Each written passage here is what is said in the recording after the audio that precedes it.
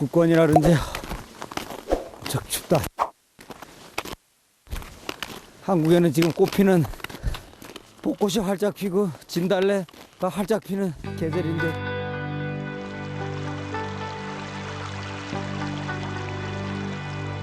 동토의 땅 북극에도 어김없이 봄은 온다. 봄은 생명을 품는다. 북극의 카리브 역시 이 계절 제4알궁리로 분주해 보인다. 미국의 상징새 흰머리 수리가 내 머리 위를 빙빙 난다.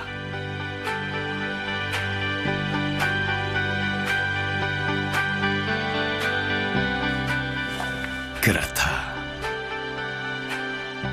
가까이에 먹잇감이 있었던 게다. 사냥한 게 아니고 이거는 곰이 저기 뭐요 이 사슴을 잡아가지고 저기 봐봐요. 저기를 그냥 뜯어 먹다가 나비뒀잖아요. 사냥했으면 이거 다 해가지고 뭐 털을 가져갔다든가 했는데 막 여기 막 털이 뽑혀 있는 게 여기도 있고 여기도 있고 여기도 있고 하는데 모든 생명은 다른 생명에 의존한다. 그것이 삶의 이 짐을 모르지 않는다. 하나 생과 사의 순간을 스스로 결정할 수 없는 유약한 인간이기에 어쩔 수 없는 두려움이 자란다. 곰이 이제 겨울잠을 자고 이제 일어나가지고 활동할 때예요. 가장 배고플 때고 움직이는 건 뭐든지 다 잡아먹어요. 그래서 저거 곰 이렇게 앙 할 때 눈에다 이렇게 탁 쏴면은 곰이 이제 체육가스 같은 거니까요. 만약 진짜 곰을 만난다면 쓸모가 있을까? 아니다. 없는 것보단 나을 것 같다. 대장님 본인 얼굴을 보시려면 이렇게 해가지고 이렇게 그냥 보이시죠? 네. 네, 들어왔네요. 녹화라고. 그냥 보이시죠? 네. 바람 소리가 완전히 무슨 동물 오는 소리 같고 처벅처벅거리고 너무너무 무섭네요. 우리 어느 날은 극한 환경에서 홀로 살아보라며 나를 뚝 떼어놓기도 했다.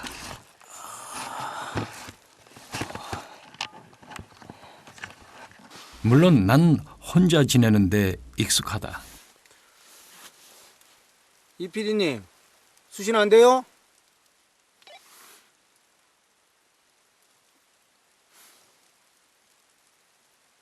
아니 무전기 켜놓고 잠들지 않았나? 왜 이렇게 대답들이 없어요?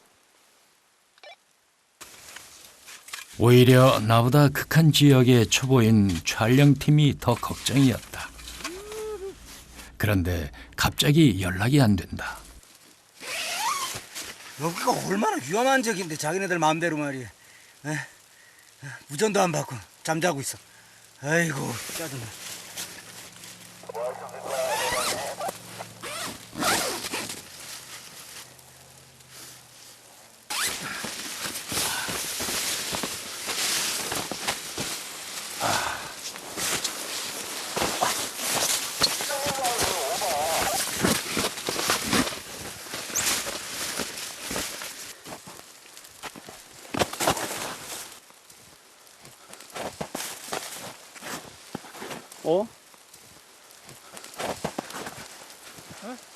곰한테 잡혀가신 건 아닌가?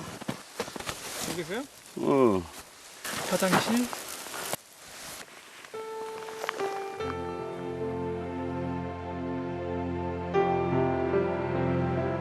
(4월 7일) 나는 알래스카 제2의 도시 베어뱅크스에 도착했다.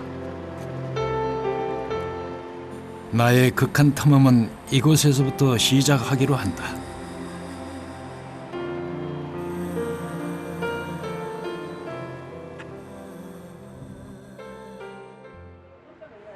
마지막 점검을 위해 숙소에 들었다.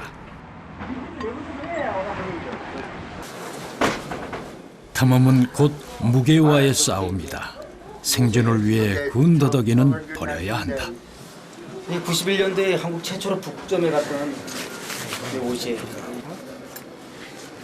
나한테는 정말 내 그 심장 뛰는 소리를 들을 수 있는 옷이에요. 1991년 나는 한국인 최초로 북극점에 도착했다.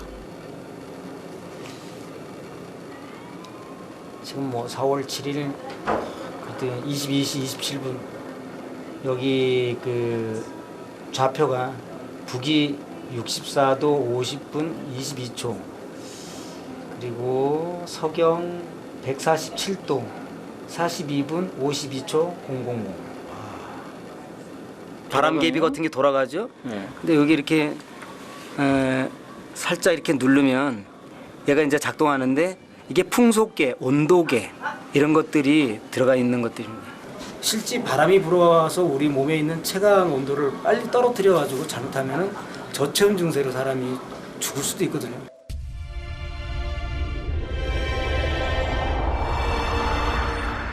생존 장비 없이 극한 환경에 도전한다는 건 무모한 일이다.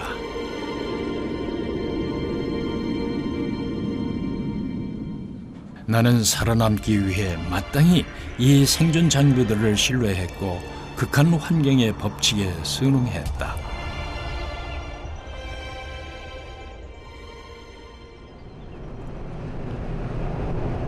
눈 오는 아침 페어뱅크스를 출발했다. 북극해를 마주하는 푸르도만까지 이동하는 것이 이번 극한 여정의 목표다. 4월 9일 북극권 입구에 해당하는 지점에 섰다. 이제 아틱 서클이란 그 북위 66도 30분 그 위를 그냥 고위도 지방 그래가지고 북극권 이렇게 얘기를 하죠. 북위 66도 30분을 따라 지구 한 바퀴를 도는 가상의 위도선. 지리학자들은 이 선을 북극권의 기준으로 삼는다. 북극권을 넘어선 후 나는 생존에 필요한 최소한의 물품만 챙겨 썰매로 옮겼다.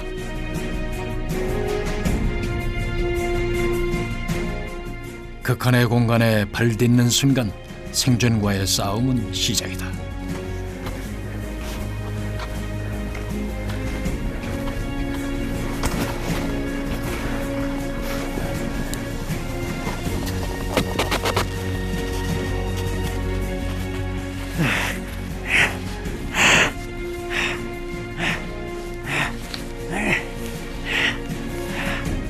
하얀 눈으로 덮인 서로는 더없이 아름답다.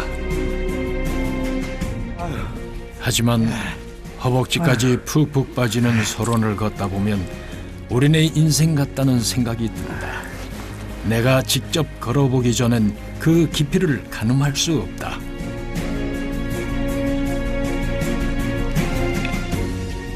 서서히 베개가 시작되는 북극의 밤. 일단 이런 데에는 눈을 밟아가지고 일단 먼저 다져가지고 이렇게 평평하게 이제 이렇게 여기다 이제 텐트를 칠 거예요. 왜냐하면 여기를 보면 약간 이렇게 아늑하게 이렇게 나무들이 이렇게 막혀져 있고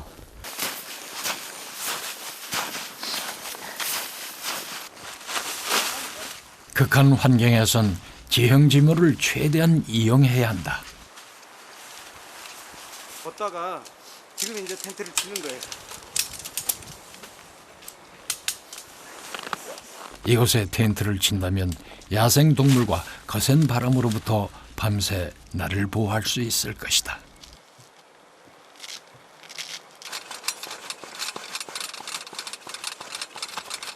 입에서 지금 이게 나오는 거 봐.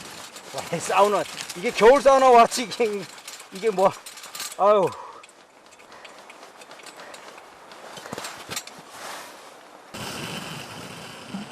이 추울 때 버너 피워놓고 텐트 안에 있으면 세상 부러울 거 없어요.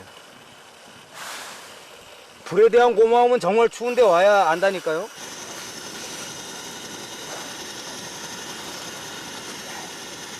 널린 기다 물이에요. 널린 기다. 여기에 뭐 이렇게 피디님 물이 어디 있을 것 같아요? 눈으로 하실려나? 그렇죠. 여기 지금 이게 허연 게 다 이게 물이에요. 그러면 여기 더 멀리 갈 필요도 없어요. 이래 봐가지고 깨끗한 것만 이렇게 해서 이 위에는 이제 바람 같은 게 날라오니까 좀 지저분하고요. 이렇게. 예. 이렇게 하고 여기 보면은 다 이렇게 깨끗한 것만 이렇게 하는데 이 눈 자체가 물 양이 이렇게 많지 않아요. 그래서 이거 많이 녹여야 되거든요.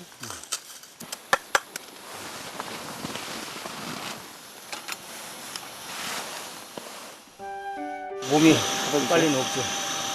사도 돼요? 눈으로 금방 우리 커피 마실 거 한번 만들어 봤어요.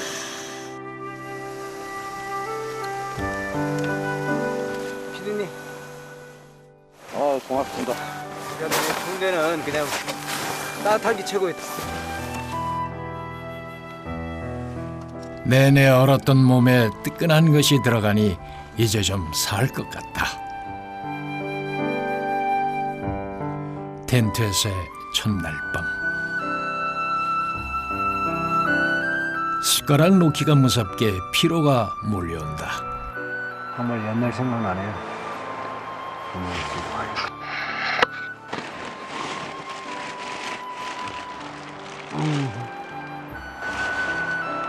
수많은 날들을 이렇게 침낭 속에서 생활을 했는데,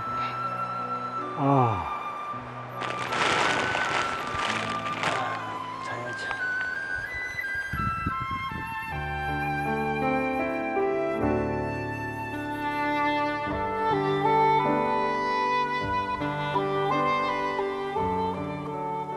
이튿날 아침. 부장님. 네.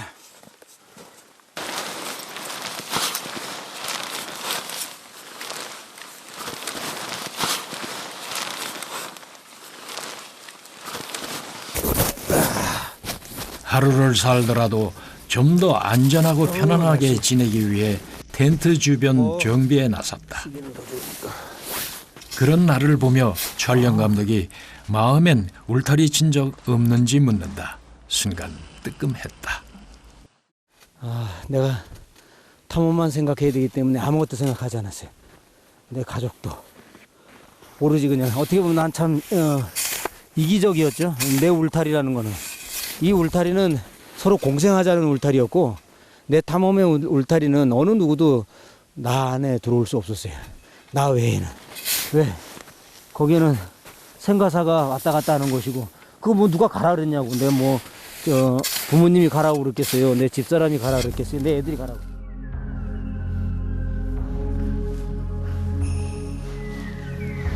나는 여전히 쉬운 길보다 어려운 길에 흥미가 있고 남들 다 가는 길보다 흔적 없는 길에 호기심이 생긴다.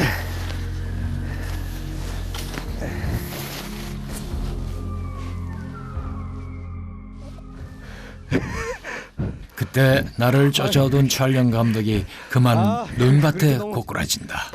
못 일어나겠죠. 자꾸 이런 눈 속에선 혼자 일어서기도 힘든 법이다. 문제는 이 속도라면은 1시간에 1km 걷기도 벅찰 것 같다. 아무래도 새로운 장비가 필요하다.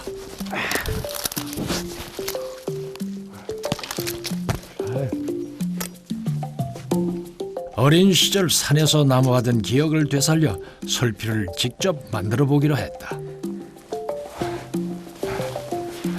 궁 즉 통, 궁하면 통한다고 했던가.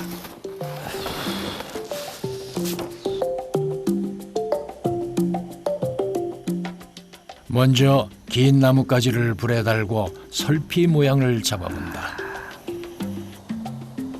특별히 어디 가서 배운 적은 없지만 오랜 탐험 경험과 타고난 눈썰미를 발휘한 도전이다.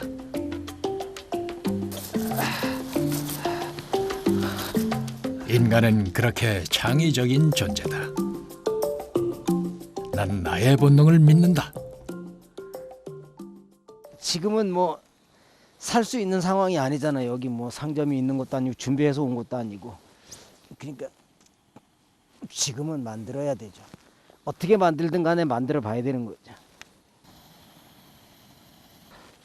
느낌이 좀 어떻습니까?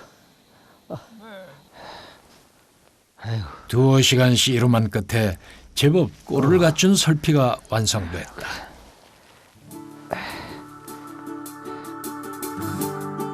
모양새만큼 과연 성능도 쓸만할까? 설피를 신고 눈길을 걸어보니 확실히 발이 덜 빠진다.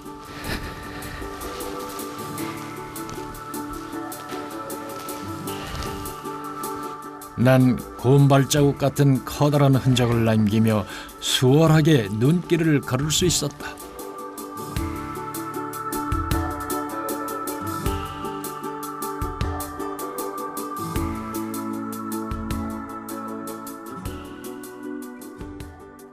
어디 가시려고 이렇게 준비를 많이 하셨어요? 여기 난 텐트 주변 탐색에 나서보기로 했다. 물론 그 목적 외에도 한 가지 더 중요한 임무가 있다.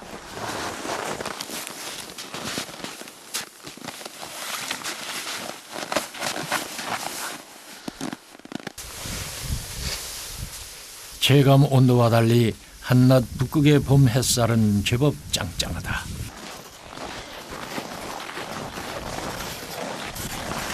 북극에선 전자기기 사용이 쉽지 않다.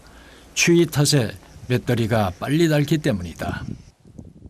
하루 종일 끌고 다녔으니까 이게 충전이 다 돼 있을 거예요. 자, 이렇게 하고 될 거 같아요, 안 될 거 같아요? 피디님 생각에는. 된다. 여기에 불을 안 켜면 거기 전기가 안 가죠. 여기 전기. 내가 걷는 동안 햇빛을 담뿍 흡수한 지별판 덕분에 이 촬영을 할 수 있었다. 북극에선 에너지도 자급자족해야 한다.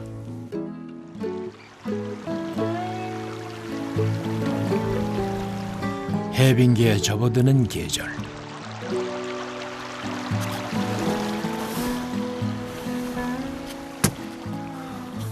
이 얼음은 사람이 올라서도 될 만큼 충분히 단단하고 두꺼울까? 북극에 보면 때때로 탐험가를 시험에 들게 한다.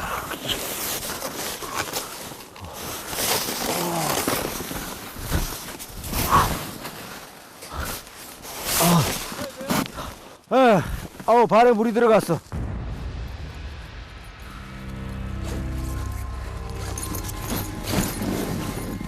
확실히 몸이 예전 같지 않다.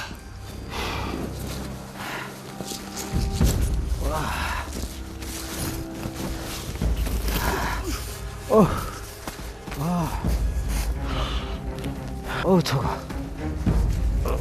인생에서 위기를 예측할 수 없듯 탐험에서도 마찬가지다. 위험한 순간을 언제 맞닥뜨리게 될지 알 수 없다. 우선 마른 걸로 좀. 북한의 북극에서 체온 유지는 절체절명의 미션이다. 피해갈 수 없다면 재빠르게 대처하는 게 중요하다. 난 이럴 때를 대비해 비닐봉투를 준비한다. 내 몸이 갑자기 추위에 노출된 상황에서 체온을 유지하는 데 이만한 게 없다. 텐트 칠 시간적 여유마저 없을 땐 내 한 몸 들어갈 수 있는 커다란 비닐봉투가 최고다. 순간 이런 일이 발생하면 이거 뭐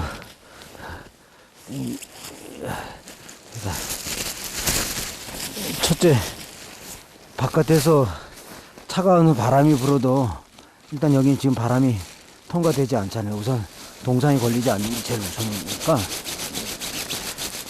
바깥에서 비벼줘도 사실 이게 따뜻해요. 진짜 어렵네요. 예, 얼굴 뭐 완전히 다 젖었어요. 북극도 봄이 와요. 점점 그 5월 뭐 북극 이럴 때에는 벌써 얼음들이 막 갈라지기 시작하는데, 내가 저기를 건너가지 않으면 뭐 우리 아까 오다가 제가 지금 뭐 요거 그냥 가볍게 보고 오다 이렇게 사고 난 거거든요. 뭐 건너뛸 수도 있는 거고 뭐 아무 문제 없을 거라고 생각했잖아요. 탐험가에게 봄은 시련의 계절이다. 실패에 대한 두려움을 주고 마음을 조급하게 한다. 아우, 도착했네. 때론 극한 환경보다 융통성 없는 태도가 탐험을 어렵게 만들기도 한다. 때론 귀한 생명을 잃기도 한다. 그렇다면 나는 어떤 탐험을 해야 할 것인가? 내 스스로에게 물었다. 양말이 땡땡 얼었어요. 완전히 지포 같아요, 지포. 이거. 그래, 내가 최고가 되기보다는 어떤 거든 간에 내 인생에 딱 한 번 하고 간두더라도 최초를 선택해야 되겠다. 이 최초야말로 어떤 자료도 없고, 그리고 뭐 쉽게 설명하면 맨 땅에 헤딩하는 거예요. 그렇지만 이 길을 내가 개척하고 만들어서 갈 수 있는 유일한 탐험의 성격은 최초로 가는 것이다 라고 생각해서 뭐 최고보다는 저 최초를 선택하는 게 이게 탐험가의 길이라고 생각했어요. 삶은 언제나 선택에 관한 문제다. 1988년 에베레스트 등반 이후 나는 수직보다 수평의 세계를 탐험하기로 결정했다. 1991년 북극점 도전 성공. 208일 동안의 사하라 도보 횡단, 실크로드 자전거 종주, 무동력선 해양 탐험 등 극과 극을 오가는 탐험 인생을 살았다. 모두 최초라는 수식이 붙는 도전이었다.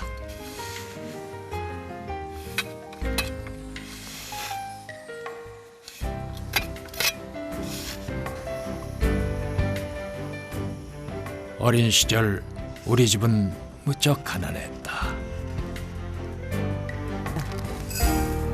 그 시절 물리게 먹었던 칼국수와 수제비는 지금은 쳐다보기도 싫다. 어쩌면 그것이 탐험에 뛰어든 진짜 이유일지 모른다.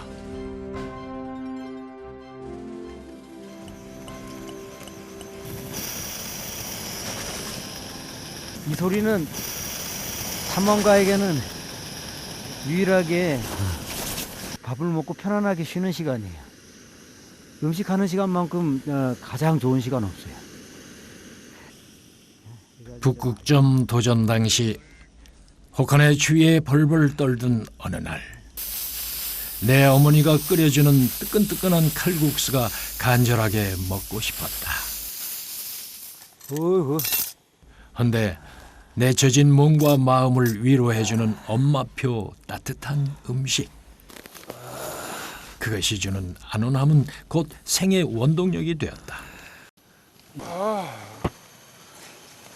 탐험에 나설 때면 나는 자청해서 요리를 만든다. 때론 힘내라는 말보다 따뜻한 밥 한 끼 나눠 먹는 것이 사람을 더 기운나게 할 때가 있다.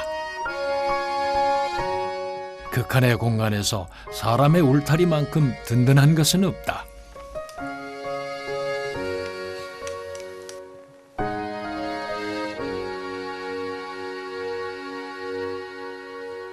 다시 혼자가 되었다. 춥고 배고플 땐 고독도 사치다. 24년 전에 내 모습은 어땠을까? 정말 겁 없이, 그리고 어떤 장벽도 뛰어넘을 수 있다라고 이렇게 생각을 하고, 도전 자체가 두렵지 않았는데 지금은 도전이 아니라 뭔가 새로운 것을 시작한다고 하면 먼저 이게 이렇게 돼가지고선 실패하면 어떡할까? 내 탐험의 성공 뒤엔 수많은 실패가 있었다. 그때마다 다시 일어나 도전했다. 그런데 이젠 그 다시가 말처럼 쉽지 않다. 생각이 많아지는 만큼 행동이 둔해진다. 이제 새벽에 어디 가세요? 이제 우리 또. 예? 오로라 나올 때 오로라도 봐야 되고요. 브로드웨이라고 해가지고 정말 위도가 더 높은데 여기보다 더 높은 데는 더 추워요. 네, 그리로 이제 이동합니다. 곧 백야가 시작되면 볼 수 없는 북극의 진풍경을 보기 위해서다. 바로 오로라다. 아마도 내 평생 체험이자 마지막이 되지 않을까? 에스키모들의 믿음에 따르면 오로라는 세상 떠난 이가 남은 사람들에게 보내주는 선물이다. 초록빛 커튼 같은 오로라는 내 머리 위에서 2시간 넘게 춤을 췄다.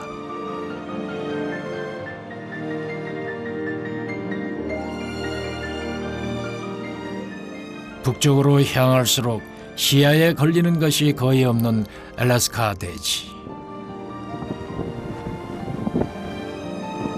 밟기 미안할 정도로 순백의 세상이 된다. 차가운 공기가 목구멍을 찌르고 폐를 따갑게 할 정도로 날씨는 매섭다. 그럴 땐 급격히 떨어지는 체온을 유지할 방법을 찾아야 한다. 안 되면 이렇게 바람 막아주고 살짝 뭐 이렇게 웅크리고만 있으면 되잖아요. 뭐 생존이라는 거는 다른 건 없잖아요. 또 이런 데는 유용하게 쓰는 거예요. 지금 갖고 온 게 이거잖아요.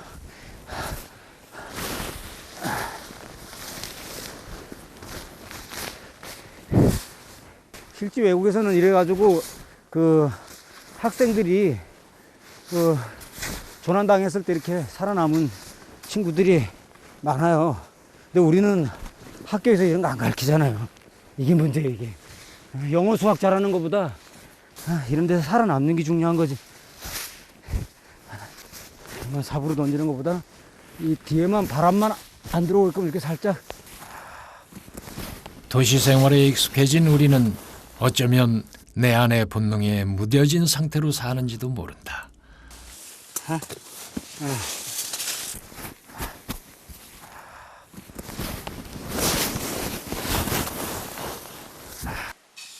극한에서 하루하루 생존을 위해 몸부림치다 보니 나는 본능에 충실한 감각을 되찾아간다.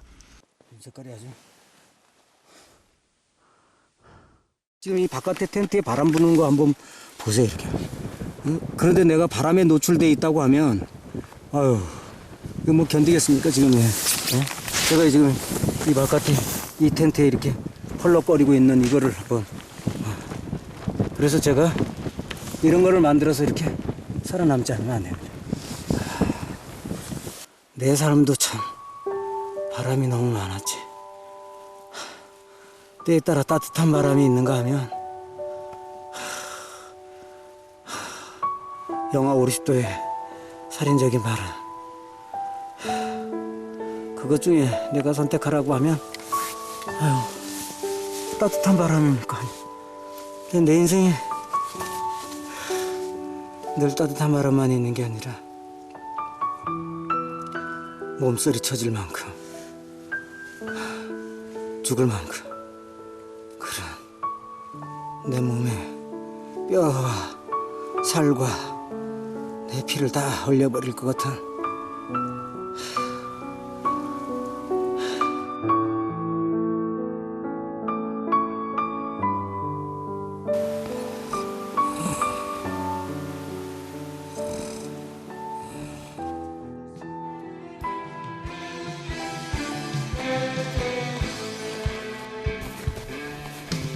바람처럼 왔다가 이슬처럼 갈 순 없잖아.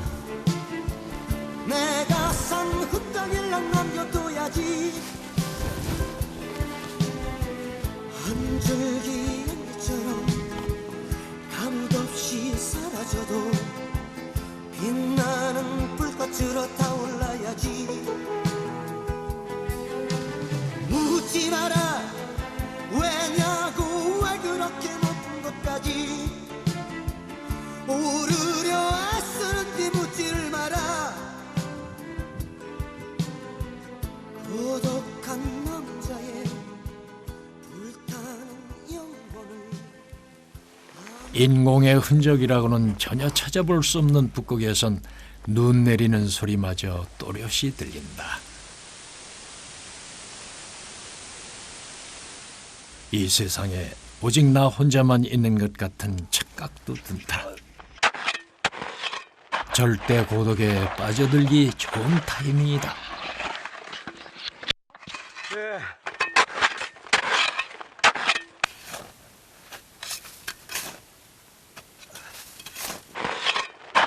내가 탐험가로서 사는 동안 깨달은 게 있다면 북극은 절대 불가능할 것 같은 용서도 가능케 하는 곳이다. 그만큼 사람이 그리웠던 시간을 경험했기 때문이다.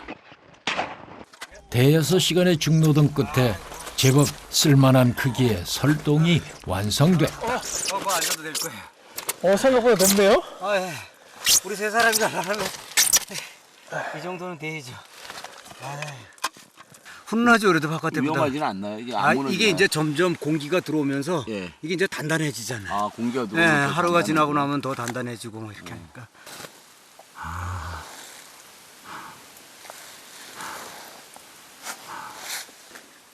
아유, 바깥 세상 풍경이 너무 멋있다. 아, 렌즈에 성에가 끼는 거 보니까는 안이 확실히 따뜻한가 봐요. 그러네. 따뜻하죠? 그래서 포커스가 안 맞네요. 그러니까 이제 확실하잖아요. 이런 설동이 들어와서 만약에 무슨 문제가 생겼을 때는 이런 것만 파고 먹을 것이 있다고 하면 구조될 때까지 사실 기다릴 수 있어요. 아유, 그 아주까지 카메라가 극지에서 최고의 처세술은 누가 뭐라 해도 살아남는 것이다. 허허벌판에 친 텐트보다 눈 동그라니 훨씬 따뜻하다.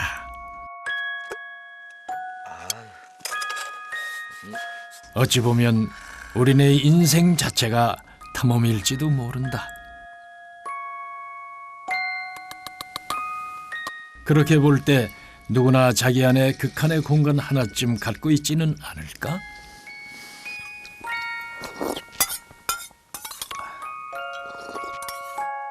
내 속에도 북극처럼 뼛속 시리고 추운 마음의 극한이 있다. 2012년 1월 5일이 저희 집사람이 이제 하늘나라로 간 날짜죠. 그해 겨울 엄청 추웠어요. 그 추움이라는 게 제가 이게 외로움이구나라는 거를 이제 그때 알게 됐어요. 아, 그래. 두 사람이 살다가 한 사람이 남아 있으면 참 그것만큼 추운 거 없어요. 그러면 제가 한번 어디에 있나 한번 보여드려야 되겠네요. 이 등이 이 등판입니다. 등이 있는데 이렇게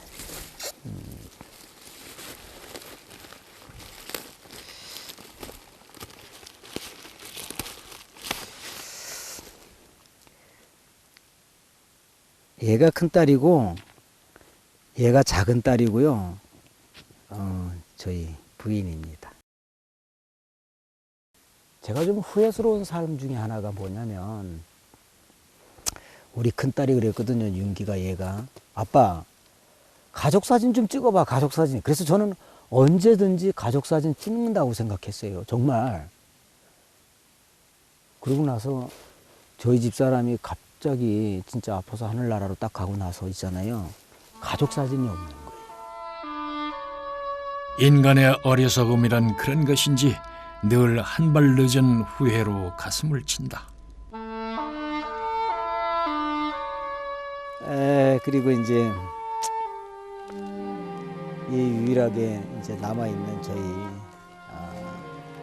가족 사진. 젊었을 땐 아내와 어린 두 딸을 두고 집 나서는 일에 걱정이 없었다. 그런데 이젠 두렵다.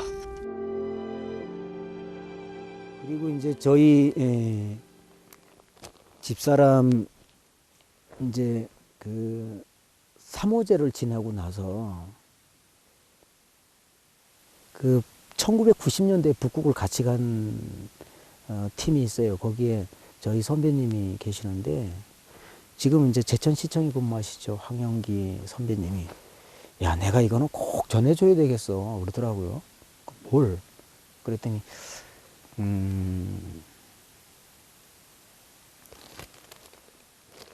너희 그 집사람의 유품이 있다는 거예요. 그래서, 아니, 무슨 유품이 형한테 있어? 그랬더니,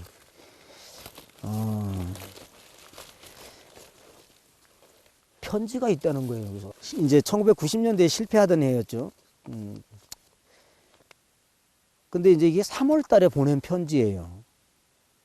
이게 이제 뭐 제가 보니까 그런데 제가 저희 집사람이 그 하늘나라로 가고 나서 2012년 2월 달에 이 편지가 저한테 도착한 이게 진짜 영화에나 있을 법한 얘기예요.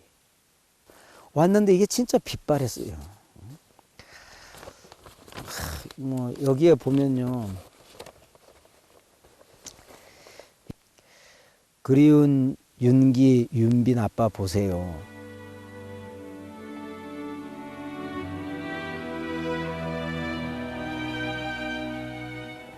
어느덧 이곳은 벚꽃이 한창이네요.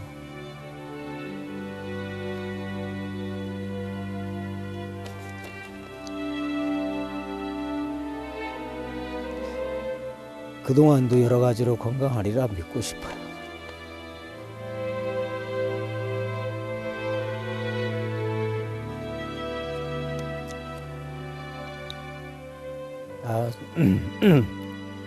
참 목이 메이네요. 제가 이 편지를 읽을 용기가 없었어요. 이거를 전해줬었을 때 제가 이 위에 일부만 봤거든요. 그 당시 이제 윤기도 학원에 잘 다니고 있고요. 너무 돌아다녀서 이제 정말 그 피곤하다는 거예요. 아마 아빠를 닮아서 그런가 봐요. 여기까지만 읽을게요.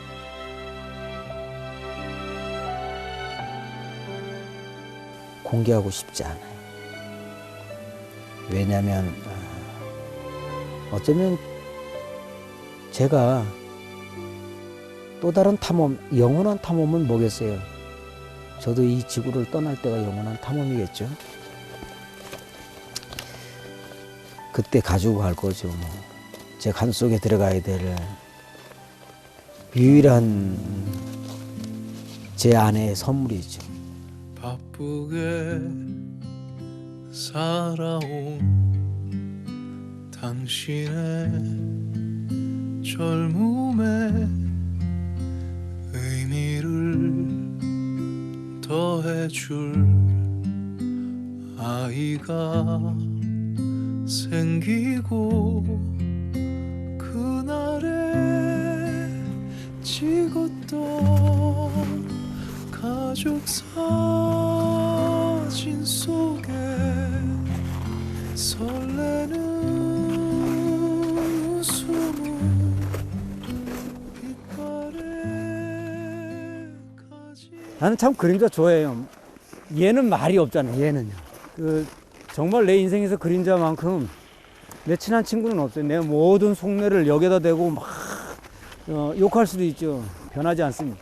북극점이 변하지 않고 에베레스트 정상이 변하지 않고 이렇듯이 변하지 않는 거는 제 그림자예요. 고독했던 탐험길에 늘 함께하였던 존재. 말없이 빈 술잔 채워주는 친구 같은 그림자는 앞서거니 뒤서거니 하며 이번 여정에도 동행한다. 멀리 북극 여우 한 마리가 긴 발자국을 남기고 사라진다. 명백한 극한의 땅에서 살아있다는 흔적. 북극의 신기루 같은 새하얀 세상 속에서 가물가물해지는 시선을 집중하며 나는 그것을 확인한다.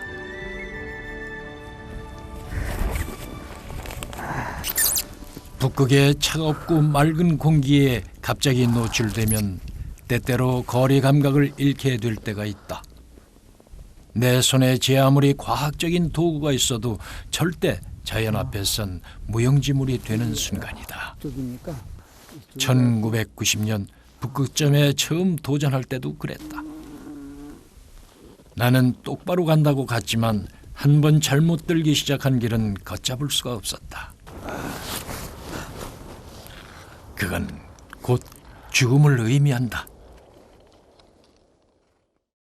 사실은 그 방향 감각이 정확해도 어떨 때는 유빙에 의해 가지고 떠내려 가니까 아니 내가 분명히 잘 가고 있는데 왜 이렇게 잘못 가고 있는가 이래서 어떨 때는 착각이 일어나 가지고선 반대로 분명히 나침반은 북쪽을 가리키고 있는데 그래? 그러면은 이게 우리가 북쪽으로 가는 게 이게 나침반이 잘못된 건가?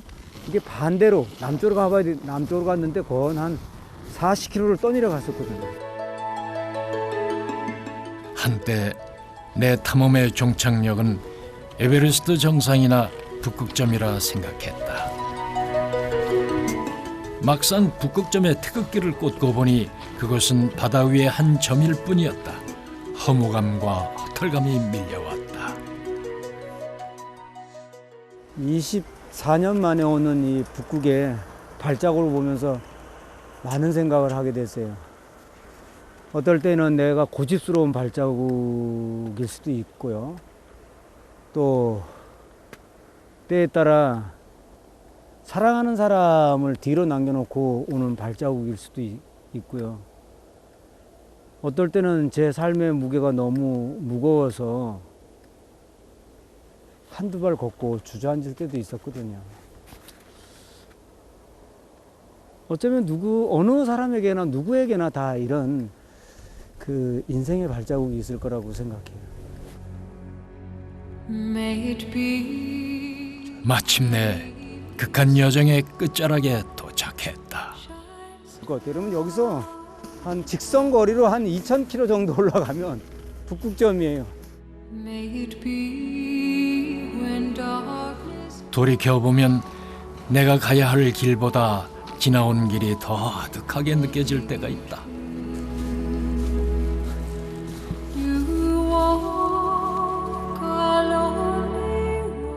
어떻게 저기를 지나왔을까?